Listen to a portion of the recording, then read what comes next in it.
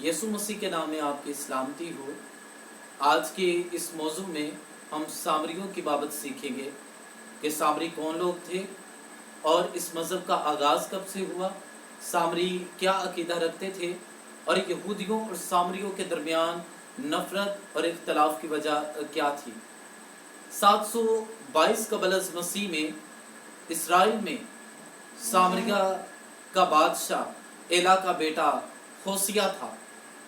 ہوسیہ بادشاہ کے دور حکومت کے نام برس میں بنی اسرائیل اور بادشاہ کی نافرمانیوں کے سبب سے خدا شاہ اسور سرجون کو ان پر چڑھا لایا اور سامریہ نے شکست کھائی، اور شاہ اسور نے وہاں کے معزز شہریوں کو جلا وطن کیا اور انہیں اپنے ساتھ لے گیا، اور ان کی جگہ اسوری مملکت کے 5 ملکوں یعنی بابل، کوتا، آوا، حماد اور سفروائم کے باشندوں کو لا کر وہاں پر انہیں بسیرا کروایا۔ کیونکہ یہ لوگ غیر قوم سے تھے، بتوں کی پوجا کرنے والے تھے، اس لیے جب یہ سامریہ میں آ کر رہنے لگے تو سامریہ کے اندر انہوں نے رہ کر بت پرستی کرنا شروع کر دی۔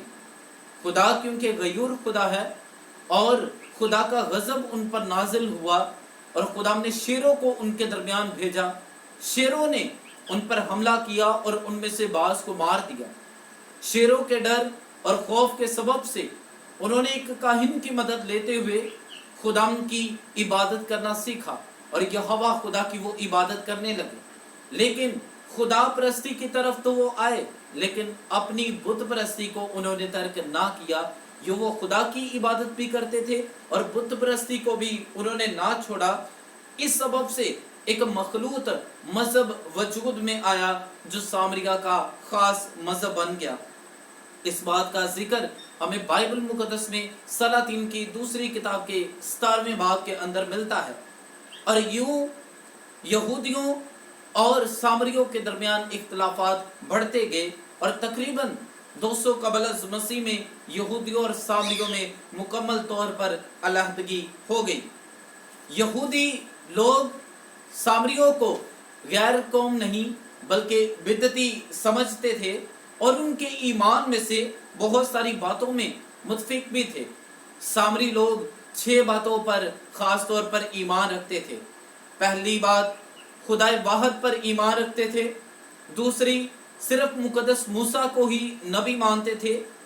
تیسری بات، توریت یعنی موسیٰ نبی کی لکھی ہوئی 5 کتابوں کو تسلیم کرتے تھے۔ چوتھی بات، کوہ گرزیم کو خدا کی مقرر کردہ قربان گاہ مانتے تھے۔ 5ویں، روز عدالت اور اجر پر ایمان رکھتے تھے۔ 6ٹھی بات، موسیٰ نبی کی واپسی پر یقین رکھتے تھے۔ لیکن یہودیوں اور سامریوں کے درمیان جو تنازع اور اختلاف کی بات تھی وہ کوہ گرزیم کی ہیکل تھی، کیونکہ یہودی یروشلم میں ہیکل کے اندر عبادت کرتے تھے اور اسی کو خدا کا مقدس مانتے تھے، لیکن سامری جو تھے وہ کوہ گرزیم کے پہاڑ کو، اس پہاڑ کو وہ مقدس مانتے ہوئے وہاں پر عبادت کرتے تھے۔ خدا کیونکہ محبت کا خدا ہے اور خدا کسی کی ہلاکت نہیں چاہتا، اس لیے یسوع مسیح نے اس اختلاف کو ختم کیا، اور یسوع مسیح نے سامریوں کے لیے بھی نجات کا دروازہ کھول دیا۔ اگرچہ یسوع مسیح کا اول مشن اسرائیلیوں کے لیے تھا، بنی اسرائیل قوم کے لیے تھا، لیکن خدا یسوع مسیح نے اپنے جی اٹھنے کے بعد اپنے شاگردوں کو حکم دیا کہ وہ جا کر سامریہ میں انجیل کی منادی کریں تاکہ بہت ساری زندگیاں ہلاکت سے بچ جائیں۔ مقدس یوحنا رسول اپنے انجیلی بیان میں بیان کرتے ہیں کہ یسوع مسیح 2 دن سکم میں مقیم رہے اور بہت سارے لوگ یسوع پر ایمان لائے، اور اس طریقے سے خدا ان کا بڑا جلال ان میں ظاہر ہوا۔ یہودی اور سامری آپس میں اختلاف رکھتے تھے۔ اس کی ایک تصویر ہمیں یوحنا کی انجیل کے 4 باب میں یسوع مسیح کی اس عورت کے ساتھ گفتگو میں ملتی ہے کہ وہ